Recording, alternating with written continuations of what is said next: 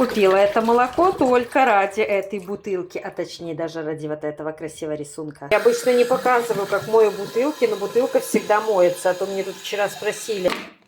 Отрезаю макушку, беру аппетитный гипс и переливаю его в бутылку. Растукиваю, чтобы вышли пузырьки.